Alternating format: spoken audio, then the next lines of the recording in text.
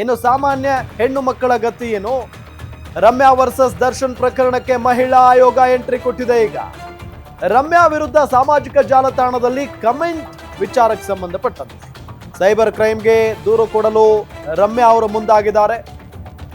ಈ ಬಗ್ಗೆ ಗೃಹ ಇಲಾಖೆ ಗಮನಕ್ಕೆ ತರಲು ಮಹಿಳಾ ಆಯೋಗ ಮುಂದಾಗಿದೆ. ಮಹಿಳಾ ಆಯೋಗದ ಅಧ್ಯಕ್ಷೆ ನಾಗಲಕ್ಷ್ಮಿ ಚೌಧರಿ ನಿರ್ಧಾರವನ್ನ ಮಾಡಿದ್ದಾರೆ. ಅವಾಚ್ಯವಾಗಿ ನಿಂದಿಸಿದವರ ವಿರುದ್ಧ ಕ್ರಮಕ್ಕೆ ಪತ್ರ ಬರೆಯಲಿದ್ದಾರೆ ನಾಗಲಕ್ಷ್ಮಿ ಚೌಧರಿ. ರಮ್ಯಾ ವರ್ಸಸ್ ದರ್ಶನ್ ಪ್ರಕರಣಕ್ಕೆ ಮಹಿಳಾ ಆಯೋಗ ಎಂಟ್ರಿ ಕೊಟ್ಟಿದೆ. ಈಗ ರಮ್ಯಾ ವಿರುದ್ಧ ಸಾಮಾಜಿಕ ಜಾಲತಾಣದಲ್ಲಿ ದರ್ಶನ್ ಅಭಿಮಾನಿಗಳು ಕೆಟ್ಟದಾಗಿ ಕಮೆಂಟ್ ಮಾಡಿರುವ ವಿಚಾರಕ್ಕೆ ಸಂಬಂಧಪಟ್ಟಂತೆ ಸೈಬರ್ ಕ್ರೈಮ್ಗೆ ದೂರು ಕೊಡುವುದಕ್ಕೆ ರಮ್ಯಾ ಮುಂದಾಗಿದ್ದಾರೆ. ಈ ಬಗ್ಗೆ ಗೃಹ ಇಲಾಖೆ ಗಮನಕ್ಕೆ ತರುವುದಕ್ಕೆ ಮಹಿಳಾ ಆಯೋಗವು ಕೂಡ ನಿರ್ಧಾರ ಮಾಡಿದೆ.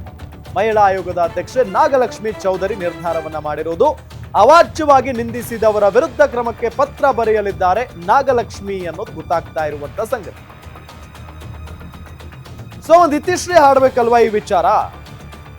ನಿರಂತರವಾಗಿ ಯಾರು ದರ್ಶನ್ ಅವರ ವಿರುದ್ಧವಾಗಿ ಮಾತನಾಡ್ತಾರೋ, ಯಾರು ರೇಣುಕಾ ಸ್ವಾಮಿ ಅವರ ಕುಟುಂಬಸ್ಥರಿಗೆ ನ್ಯಾಯ ಸಿಗಬೇಕು ಅಂತ ಹೇಳ್ತಾರೋ, ಅಥವಾ ರೇಣುಕಾ ಸ್ವಾಮಿಯ ಕೊಲೆ ಪ್ರಕರಣಕ್ಕೆ ಸಂಬಂಧಪಟ್ಟಂತೆ ಯಾರ ಆರೋಪಿಗಳಿದಾರೋ ಅವರಿಗೆ ಕಠಿಣ ಶಿಕ್ಷೆ ಆಗಬೇಕು ಅಂತ ಹೇಳ್ತಾರೋ, ಅಂತವರ ವಿರುದ್ಧವಾಗಿ ದರ್ಶನ್ ಅಭಿಮಾನಿಗಳು ಹೆಂಗ ಮಾತಾಡಿದ್ದಾರೆ ಅಂತ ಹೇಳಿ ಇಡೀ ಜಗತ್ತಿಗೆ ಗೊತ್ತು. ಕೆಟ್ಟದಾಗಿ ಮಾತಾಡಿದ್ದಾರೆ ಸೋಷಿಯಲ್ ಮೀಡಿಯಾದಲ್ಲಿ.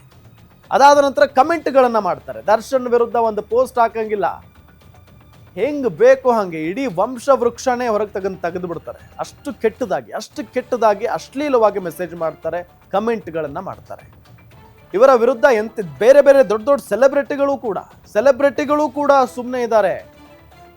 ನಿನ್ನೆ ರಮ್ಯಾ ಅವ್ರು ಹೇಳ್ತಾ ಇದ್ರಲ್ಲ, ಯಾವ ಹೀರೋನ್ ಬಿಟ್ಟಿದ್ದಾರೆ ಇವರು? ಸುದೀಪ್ ಅವರನ್ನ ಬಿಟ್ಟಿಲ್ಲ, ಯಶ್ ಅವರನ್ನ ಬಿಟ್ಟಿಲ್ಲ, ದೊಡ್ಡ ನಟರನ್ನ ಬಿಟ್ಟಿಲ್ಲ, ಎಲ್ಲರಿಗೂ ಕೂಡ ಕೆಟ್ಟ ಕಮೆಂಟ್ ಮಾಡ್ತಾರೆ. ಅವರ ಪುಟ್ಟ ಮಕ್ಕಳನ್ನು ಬಿಡಲ್ಲ ಇವರು, ಅವರ ಮನೆಯಲ್ಲಿರುವಂತ ಮಹಿಳೆಯರನ್ನು ಬಿಡಲ್ಲ, ಎಲ್ಲರ ಬಗ್ಗೆಯೂ ಕೂಡ ಕೆಟ್ಟದಾಗಿ ಮಾತಾಡ್ತಾರೆ ಕಮೆಂಟ್ನಲ್ಲಿ, ಮೆಸೇಜ್ನಲ್ಲಿ.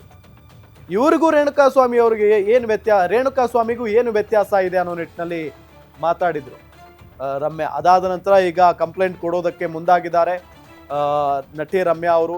ಅವರ ಪರವಾಗಿ ಈಗ ಮಹಿಳಾ ಆಯೋಗವು ಕೂಡ ಸ್ಟ್ಯಾಂಡ್ ತೆಗೆದುಕೊಂಡಿದೆ. ಒಂದ್ ಕಡೆ ಗೃಹ ಇಲಾಖೆಯ ಗಮನಕ್ಕೆ ಈ ವಿಚಾರವನ್ನ ತರುವುದಕ್ಕೆ ನಾಗಲಕ್ಷ್ಮಿ ಚೌಧರಿ ಅವರು ಮುಂದಾಗಿದ್ದಾರೆ ಅನ್ನೋದು ಗೊತ್ತಾಗ್ತಾ ಇರುವಂತಹ ಸಂಗತಿ.